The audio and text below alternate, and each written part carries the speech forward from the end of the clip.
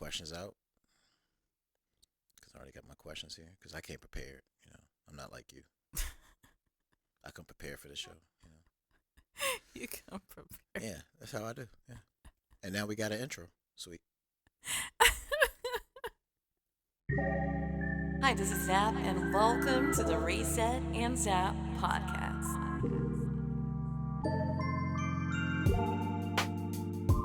I just need a reset.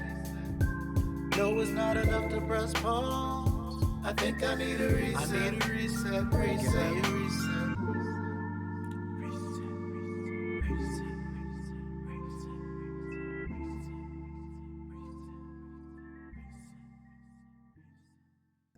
Welcome to the Reset and Zap podcast. I am your host, TeeJay the Gamer. And with me is my co-host. It's very important that y'all understand that this is my co-host. I'm the host, and my co-host is ZapCristal. How you doing? Hey, what's up? It's your girl, ZapCristal. Yeah, so on the TeeJay and on the Reset and TeeJay podcast today, we're gonna do something different. We're gonna do something special. Okay. Okay. We have a special exclusive interview with a celebrity. Okay. Okay. And today's celebrity is a YouTube content creator, Capcom creator, Okay. Xbox ambassador, Oh, word. a public speaker. Wow. All of these things and more. All of the above. Yeah, she's also a mother. She's also a wife. Okay.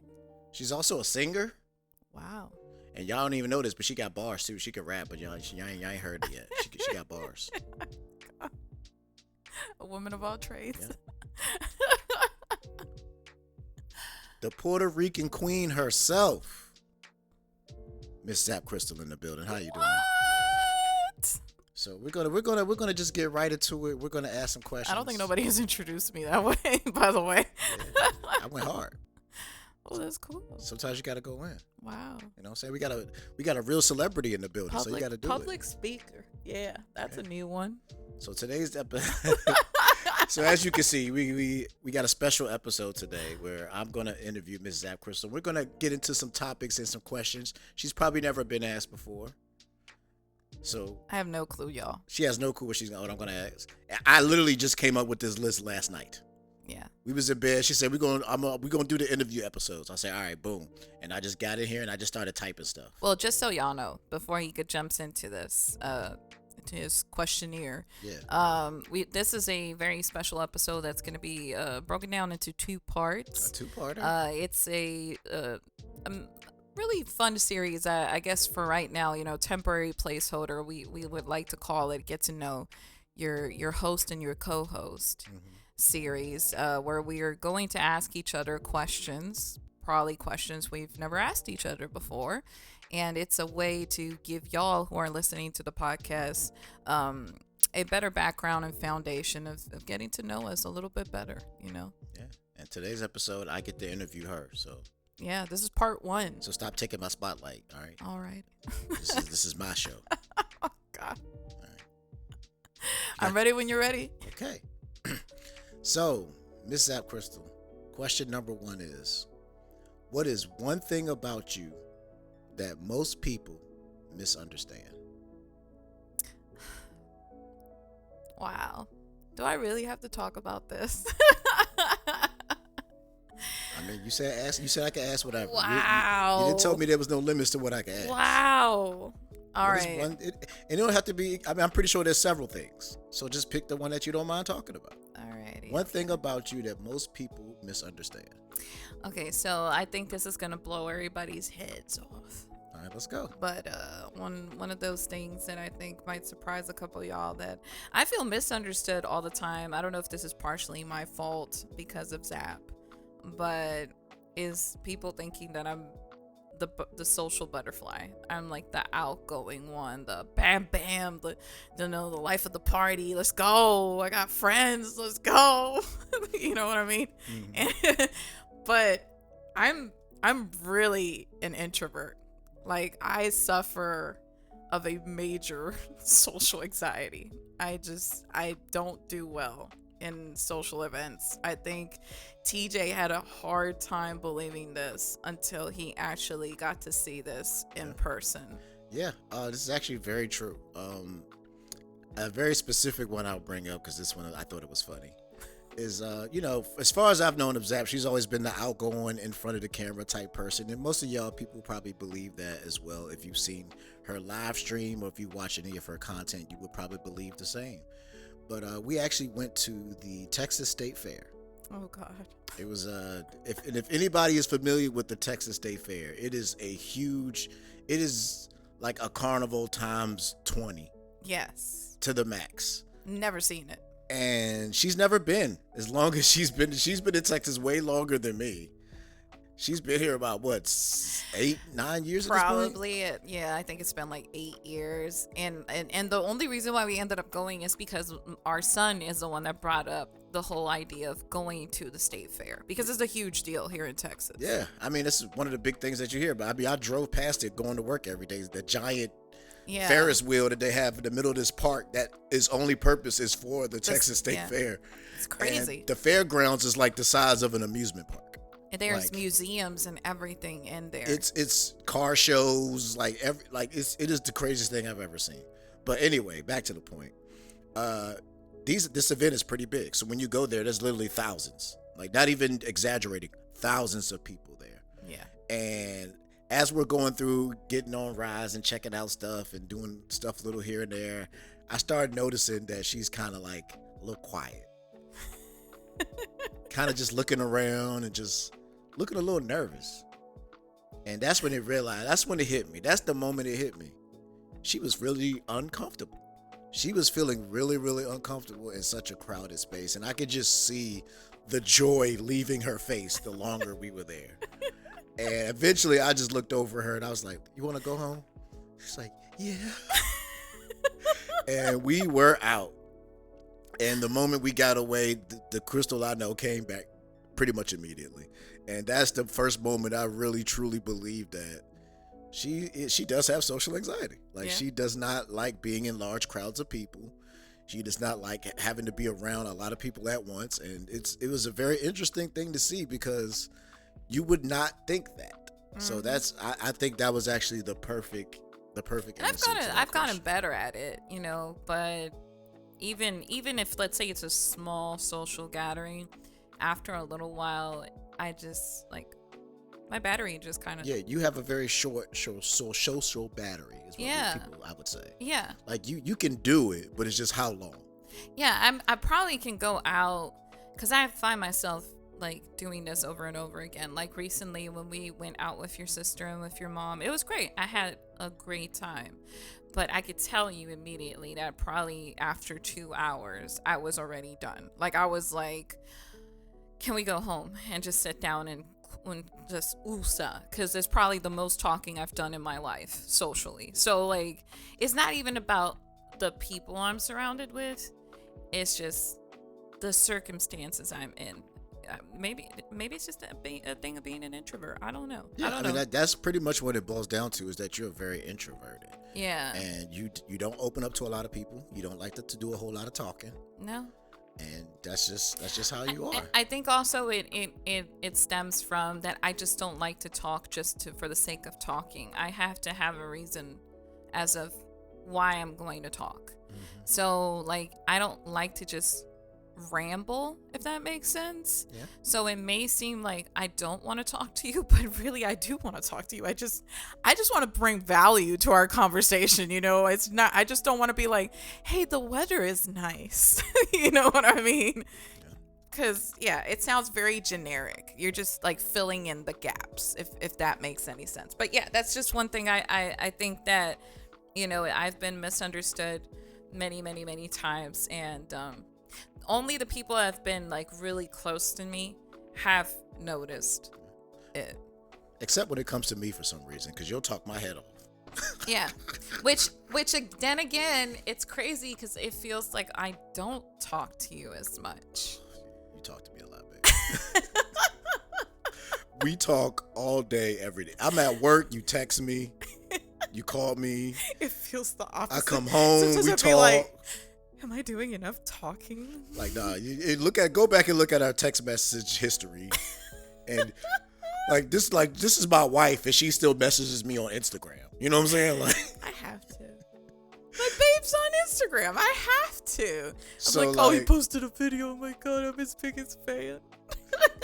We talk pretty much 24 hours a day. Like, there's very few moments in the day where we're not conversating, or at least have talked within the last hour or two. I think that might be the highlight for real. I can't think of anything else, but No, that's it. That's one thing. That's one thing. So yeah, that's pretty much it. Yeah, I think that would be the highlight. All right, so let's move on. Alrighty.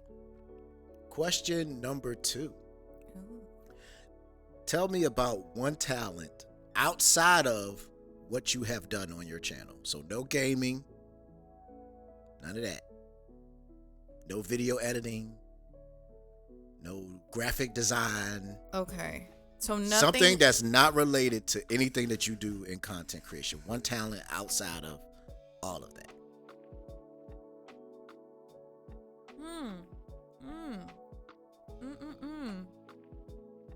And I mean, I got a couple I can say, but I want you to pick one. I am good at hosting social events. Ironically, I know, right? to be an introvert, I am like really good at doing the planning for. That's what I was about to say. Actually, Yeah. I was about to say it's not so of us as the hosting an event. You're a very good planner. I like to plan. I'm very excited. Like, give me a theme, and I will go all out. Which honestly, I think that kind of stems from your social anxiety, because if you plan something, then you have more control. Yes, probably that's what it is. I think that's really what it is that if you have control of a situation, then you feel a lot more comfortable than a situation where you're just kind of and you know what? out there. I'm glad we're talking about this, because I think I discovered that's why my social anxiety kicks in. Because if I have another person in the room, which I admire and respect, but is very dominant and likes to also like take control of the room and what we're going to do, I immediately start feeling comfortable, because I don't know what this person is capable of, and I just don't want to be the person that just agrees with them because I have no choice, but really deep down inside I don't want to do it. But then I don't know how to say no to not make them feel uncomfortable, because I don't want them to think I don't. It's not that I don't like you. See, I'm already having issues explaining it, but you get where I'm going with it. I would tell you exactly what it is, because it literally just happened to us like 5 minutes ago, where I was like, "Hey, babe, do you want to go to Michael's?" He's like, "Yeah, if we have time, if it's okay, if it's cool." I'm like, "Babe, do you want to go or not?" I was like, because I'm very decisive. I'm very like decisive person. Yeah. Like, if you give me a choice, I will pick something. You may not like what I pick, but I will make a decision. Yeah. And I'm just like, hey, do you want to go? Yes or no? And she's always indefinite about, and I think it's because my personality can be, which is very, like I said, we're very much opposites. Yeah. And people would think that it's the other way around. And it was funny because in our relationship, people thought that that you're the introvert. Yeah. And I am the outgoing one. But actually, I'm very like, I have a very dominant, outgoing, like, It's the let's opposite. do it personality. Like, you be like, all right, you want to do this? Yeah. You want to go? Yeah. You want to do it? Yeah. Like, I'm down for whatever, anytime, any place. Let's go. Let's do it. What you want to do? Me, it's like, You got to think about it. You got to plan it out in advance. You know, say I need 2 months notice. You know, me, I'm like, hey, let's go, right? Let's get in the car. Let's just go somewhere. Let's ride. So I think those two things are actually related, because if you have the time to like plan it out and schedule it and have a itinerary laid out of what you're going to do, then you're totally fine in those scenarios. I'm really good at it. It's scenarios where it's just like, I'm not to brag, but if anybody were to trust me with their baby, I promise you, I'm going to do a good job, because I will plan so ahead. Yeah. I will have a plan A, B, C, D, and E. Yeah. You know? I mean, you do it with Leon. Like, all right, Leon, this is what we got planned. This is the schedule, Leon. Mind you, he just turned 1 year old. He already got a schedule. all right, we're going to do this, and then we're going to eat this, and then we're going to move here, and then we're going to do this. Even with our meals, like she's the perfect person for meal planning. Yes. I'm like, okay, babe, this is our meal plan for the entire week. Okay, Monday we're eating this, Tuesday we're eating this, Wednesday we're eating this, Thursday we're eating this, and Friday we're eating that. Me, when it comes to cooking, I'm like, I'll just make up something. What do we got in the kitchen? What's in the kitchen? I'm gonna make up something. We gonna eat. We gonna eat. It's gonna be good. I don't know what it's gonna be, but you're gonna like it though. But it was definitely not planned. It's funny because now our son is asking me about meal planning tips because now he's the one trying to do meal prep. Yeah, because I mean that's how you are. You're just like, all right, boo, boo, boo, boo, boo, boo, boo, boo, boo. Yeah. Already got our whole meals scheduled for the whole week. We already know what we're eating today. All right. At lunch we having this. Dinner we're having this. For snack we're having this. Like all of our food for this whole entire day has already been thrown out and planned.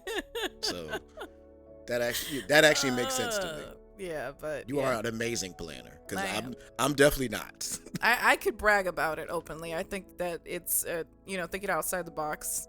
I'm a really good planner as well as a home decorator. I don't have much knowledge, but I've observed enough that I know what's my style. Okay. All right. Let's move on because we got a lot of questions. Alrighty. In fact, I'm gonna skip that one for right now. I might come back to that one. I'm gonna skip that one. Gotcha. But the next, this is a good one. I like this one. I can't believe I came up with this. This is a good one. One thing that you regret about being a collector. One thing I regret about being a collector. Specifically a video game collector. And the reason why I brought this question up is because recently you have been downsizing your collection quite a bit. Yeah. Even though it doesn't look like it. It doesn't look like it. But from what it was to what it is now, it's definitely been a significant change. Oh yeah, it's probably 1/4. And we've had similar discussions around this before, but I want to get very specific. When it comes to being a collector, when you decided to get into collecting, and you really when you was at your, not currently, but like back when you was you was really doing it. In my honeymoon phase. Yeah, basically. when you was like at your highest point of collecting. What is one thing you regret from that time period? It could be good or bad. I regret collecting out of FOMO.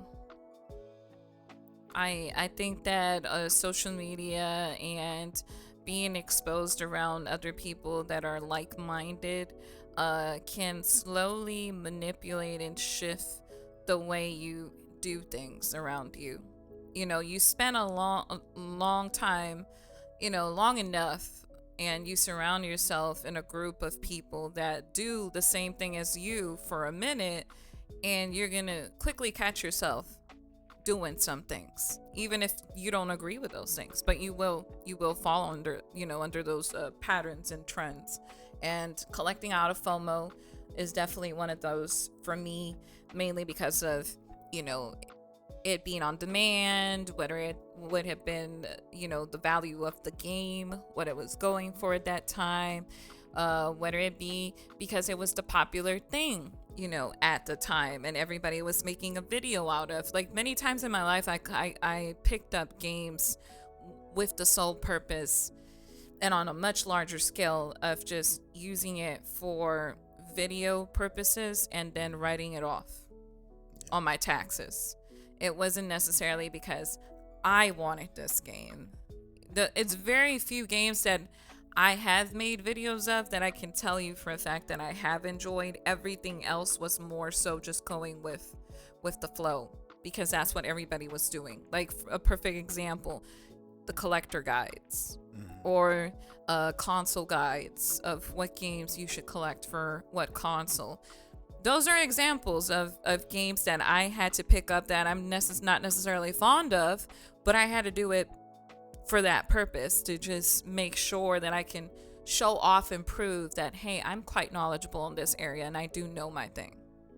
So that really is one of those biggest regrets. On a smaller scale, I'm talking about on a larger scale, collecting out of FOMO. On a smaller scale, I think letting people manipulate me. Explain. And so I ended up collecting for consoles that I did not care of, but I collected them because people that were fans of that platform mentioned to me that my collection would have been incomplete if I didn't pick up a title from that platform, aka, which I'll put it out there, everybody knows at this point, Sony PlayStation consoles. I don't care for them. I only grew up playing PS1 and PS2. So outside of those two consoles, I don't care too much for the console. I've mainly been raised in a Nintendo family. So Nintendo consoles, and then recently Xbox, of course. So I don't care too much about Sony consoles.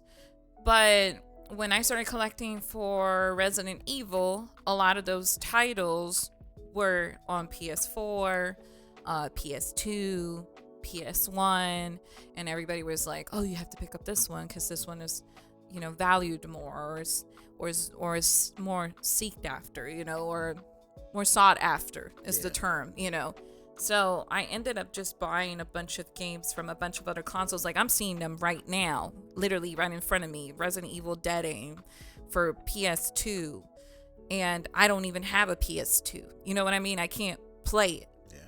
So that's what I mean on a smaller scale, that I literally let people manipulate me with their opinions and shape and form my collecting habits. Yeah. And that's funny because we actually talked about this pretty recently too, because I never, from a non-collector here, so collectors don't come at me. Or matter of fact, do come at me because I don't care. I'm just going to say it. I never understood people who collect for consoles that they don't even own. It's like that. That's all. That always was a weird thing to me. Because for me, if I buy a game, it's because I want to play it. So like I've always talked about this before, that one of the consoles that I really missed out on as a kid was the GameCube. Like, I never owned a GameCube personally. I played other people's GameCubes and had experience with GameCube, but I never owned my own GameCube. And I wanted to collect. And you were close to picking one up. I was until I saw them prices. Yeah. Because I had to stop you. I literally told you, I was like, you might not want to go down that path. Yeah, once I saw them prices, it was a very easy thing not to, because it's ridiculous. Yeah. Just the other day, like I was talking about, when the GameCube was discontinued, it was priced at $100 basically. Around $100. Yeah, it was $100 because originally it was $199, and then they did the price drop when it wasn't selling. Gotcha. So they dropped it down to $99.99. But it was selling for at the time it was discontinued. It was $100.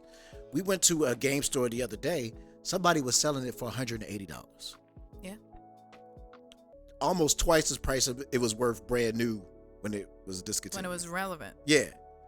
And I'm like, no. Yeah. No, I'm not gonna do that. So it's like, and then to buy games for it, because there's specific games I wanted to play because I really enjoyed those games. Yes. But it's like, I'm not going to, like, for my Zelda collection, you'll notice that I don't have, like, games from consoles I don't own. No. You collect very differently, and I think that also I admire it, too, because it's not necessarily following any trends. Not really. It's just what I like. I like Zelda, so I just collected a bunch of Zelda stuff. And I didn't even really go into games. It was more so merchandise. Mm-hmm. More so like gaming magazines and pictures and items and hats. And the only game that's really in my collection is the NES version of Zelda in box. And that's just because that was cool. Yeah. So I think the only videos that you guys will notice that I'm really passionate about, and it's obvious for obvious reasons, was my 3DS collection, which remains the same, untouched till this day, and my Resident Evil collection. But surprisingly enough, even my Resident Evil collection has seen changes, and it's precisely for that. I wanted to get rid of those games. Yeah. Cool. That was a good one. I told you that was gonna be a good one. Yeah. All right. Let's get deep. Oh, Lord. We about to get deep with these next two. So, you want to go deep or you want to go super deep? Can I go super deep and then I can emerge to the surface? All right. Super deep. When I asked you to marry me, what made you say yes? Wow. That's super deep indeed. I said, do you want to go deep or super deep? Dang. Okay. When you asked me that I wanted to, okay, I gotta go teleport myself to this moment, y'all, because that was very out of. Can I mention how this happened too? By the way, a little bit of context. Go right on ahead. Okay, so mind you guys, we were in a long distance relationship, so obviously, with him being in VA and me being in the state of Texas, it's not like we got to see each other every single weekend. So the closest we can do to and seeing each other was FaceTiming each other. So like we FaceTime each other a lot. Yeah, we did. So sometimes several times in one day. Yeah. Sometimes you'd be door dashing and you FaceTiming me and you would just have me there, Coming with me. And on one of those days that we were just casually talking, this man just out of nowhere drops the question. He's like, "Will you marry me?" And I'm like, yeah, I did do that. I honestly thought he was joking at first. I was like, is this a joke? Because like, I don't know what we were talking about. Probably food, if I were to guess. Probably. And then you looked at me, and that's when I knew it was for real, because your face of concern just like immediately showed up and I was like, oh my God. No, I was dead serious. He's actually serious about this. I was dead serious. But I think I just said yes automatically because, one, I was anticipating it. And then secondly, I just knew you were the one. Literally, that's it. I just knew it. And people will be like, how? How do you know? I just knew. This time I knew for real. And there's several reasons as to why I knew it was the real deal. Okay. One, because I actually was able for once in my life to be completely open to someone, sharing all of my fears, all of my expectations, all of my boundaries, everything. I set everything out there and I laid it out. So the person can be like, okay, do I want to deal with this, or do I just want to move on because you're not the one for me? That type of deal. Yeah. And he handled it like a pro. Yeah. And then also I just observed how my man handled himself in all scenarios, online, in person, and with other people. Because I was like, look, I'm sick and tired of being in relationships where I had to demand people to behave a certain way. And I felt like I shouldn't have to demand people to just behave how they're supposed to behave if they really are committed to a relationship. So I was like, let me just observe. Is this man acting in a way where he's already acting like we're married? So I did see that. And I was quite comfortable with the interactions. I had also witnessed a bunch of situations that I was very uncomfortable in. And I trusted the process. I trusted to see how he would react to it. And he handled it like a pro. And I was like, oh, okay. So if this is how he handles these situations, then I know for a fact that that's the type of person I can trust, even when I'm not around. And so it wasn't really that hard. I just have finally discovered, I'm like, wow, this is what being in a... Actually, I don't even know if you're going to ask me this, but I'm just going to bring it up. It was funny because in a certain point in my life when I made the announcement, someone texted me and they were like, I hope this was worth it. And now I look back and I'm like, not only was it worth it, but I regret not doing it sooner. Because like the life we have built for each other and the family we have built has been amazing. And I really wish I would have done it sooner.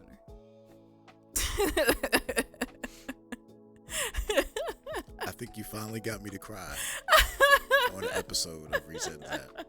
We always had this ongoing joke that you would never get me to cry on. I wasn't even planning to. I'm just glad it's an episode where we're not using a camera.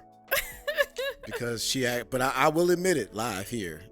She did it. She finally pulled it off. She was able to make me cry. Yes. During an episode. Yes. So you did it. I did it. Whew. Okay. Alrighty.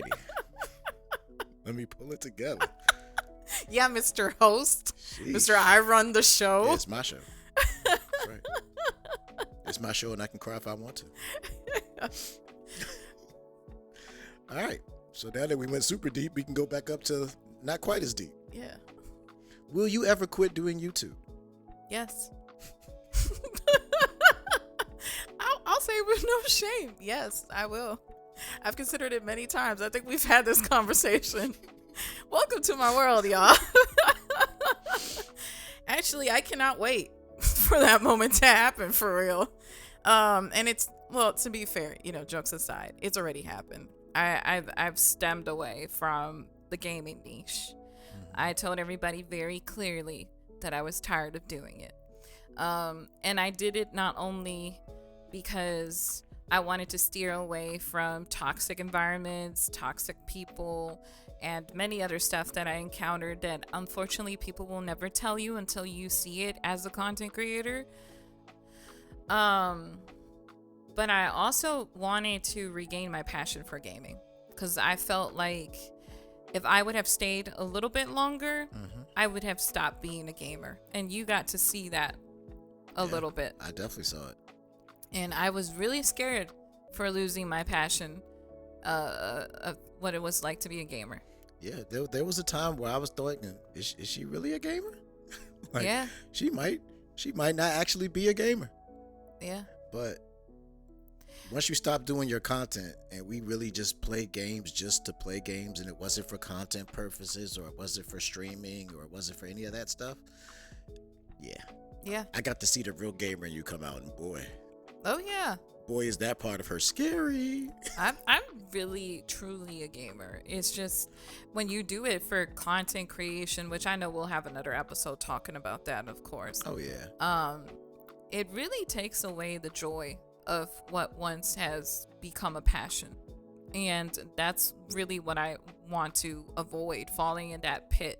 Like, don't get me wrong, there's so many videos that sometimes I'll be like, man, I want to do this, or man, I want to live stream this, or man, it would be fun to do an event like this.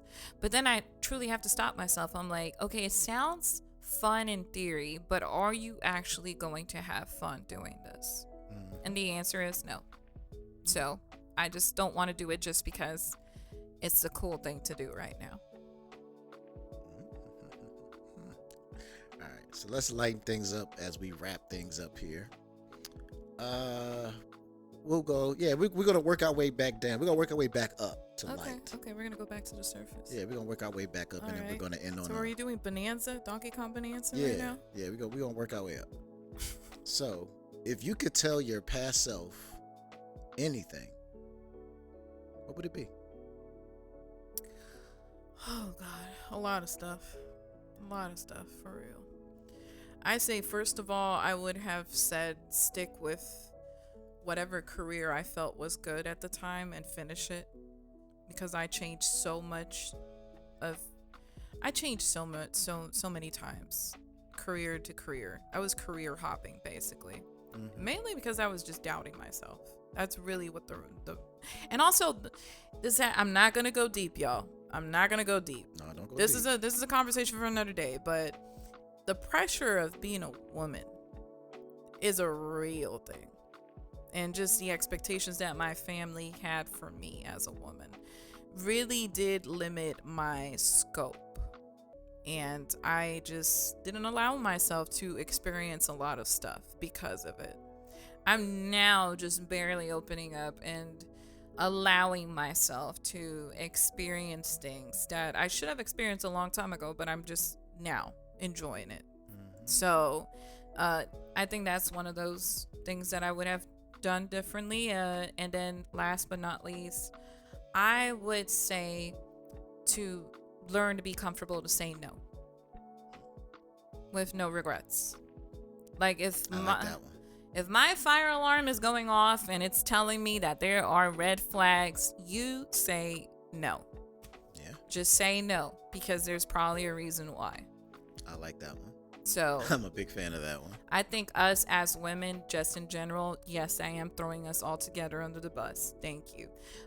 We have a big issue. We have a big issue that we see red flags, and we should say no in a lot of instances, but we're too scared of saying no.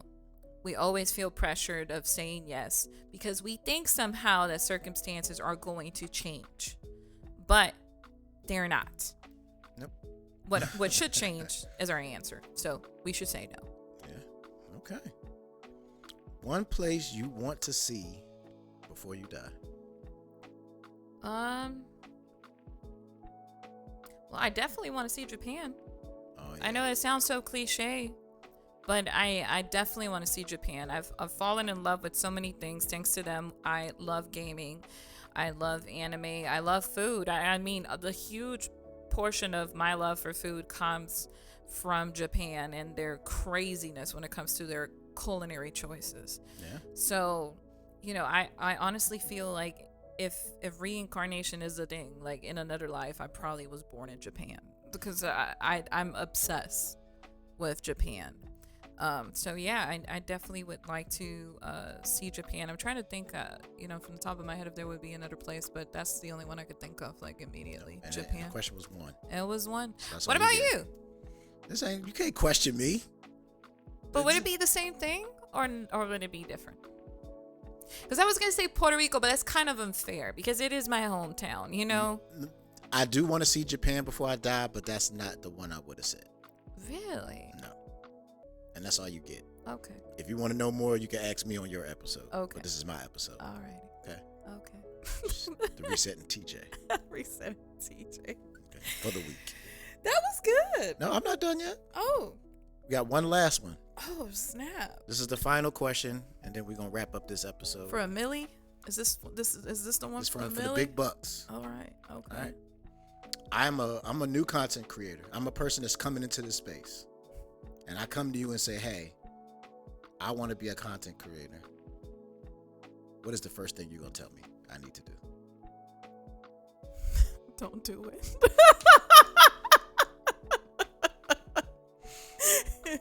And if that's your, why is that your answer? I say don't do it because I don't want them, because generally speaking, when you ask somebody why you want to be a content creator at the beginning, they never have a straight answer.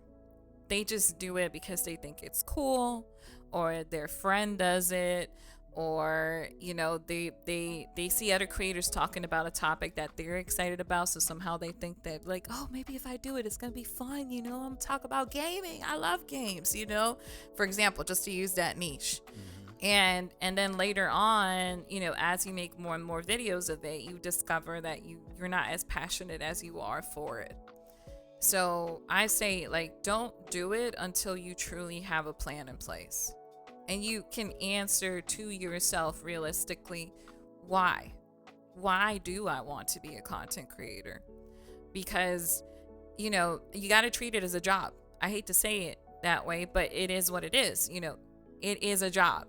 And you put so much of your time, so much of your resources, so much of your knowledge, so much of so many things. So much of your money. So much of your money. I've put so much of my goddamn money. A lot.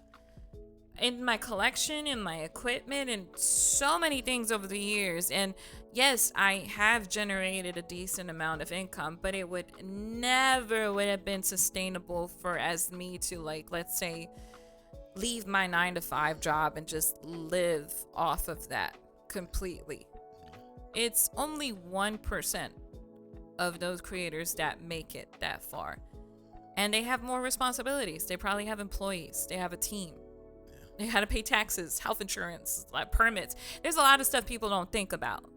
People just be wowed because of the camera and it looks cool and it looks fun and I just want to do it. It's because I want to feel like I think the real problem is that a lot of people that are doing content creation nowadays just want to fit in a tribe. They just want to feel like they fit in. And they're looking for that group where they fit in. So they're not even really doing it because they're truly passionate about what they're doing. They just want that title. They want that status. And that's why it's hard for a lot of people to leave it too. Because they feel like if they leave it, this is my bubble, this is my world, this is my identity. What am I going to do outside of this if I leave it tomorrow? That way, that's really where I'm going with it. Because for me, that previous question you asked me, would you be with? I say yes. But you know why? Because I've built a world on a much grander, grand scale. A much bigger scale outside of YouTube. So I have such a dope life outside of it that I don't hesitate. I can live without it.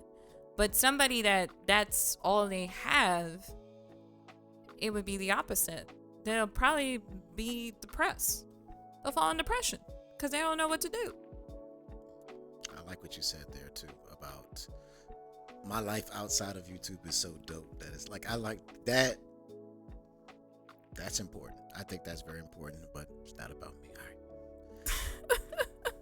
But thank you for your time, Ms. ZapCristal. I really appreciate you coming to the Reset and TeeJay podcast today. I can't wait to do part 2. Yeah, this was an excellent interview. I have questions. We thank you for your time. And with that being said, okay.